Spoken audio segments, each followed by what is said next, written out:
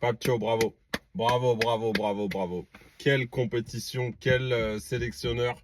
Franchement, il a fait un travail incroyable sur cette CAN à plusieurs niveaux. Bon, déjà, donc le leadership, donc déjà en management pour tous ceux qui ont managé à petite échelle, à grande échelle, que ce soit dans peu importe le type d'entreprise, dans le sport, peu importe, le rôle d'un leader, c'est de fédérer autour de lui et de faire en sorte que tout le monde tire dans le même sens. Et c'est exactement ce qu'il a fait sur cette CAN à plusieurs niveaux. Déjà, je pense que c'est quelqu'un de calme, de très très calme. Il dégage beaucoup de calme et de sérénité.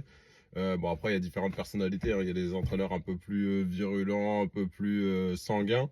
Mais lui, il dégage vraiment beaucoup de calme. Et ce que j'ai aimé dans sa gestion de cette CAN, c'est la gestion des égos.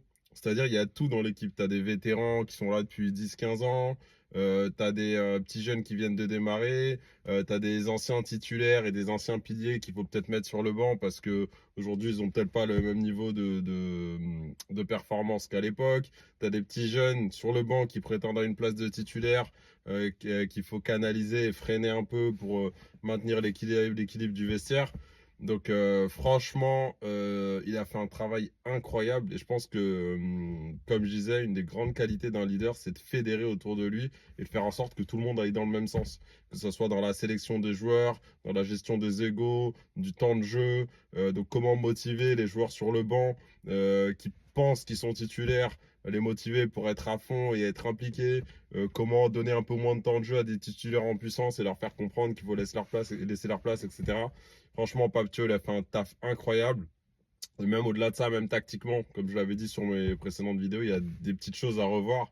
Mais globalement, il a super bien géré son effectif. Il y a des matchs où Jackson était titulaire, il y en a d'autres, c'était Habib Diallo, il y en a un autre, Iliman sur le banc, Diarra a pris le relais, Jacobs et Diouf aussi pareil sur le côté gauche.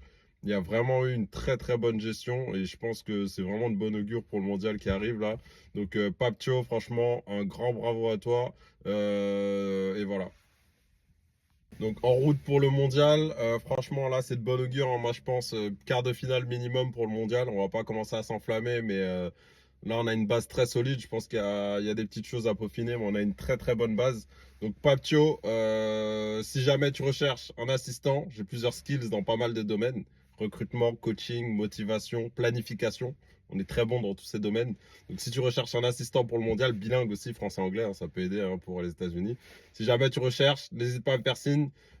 Toutes les personnes qui vont voir cette vidéo, likez, commentez, partagez pour que ça remonte aux oreilles de la fédération sénégalaise. Et je reste à disponible. J'ai mon bac là, je suis prêt à partir, hein. Alors allons-y, allons aux États-Unis. Let's go, let's go, let's go.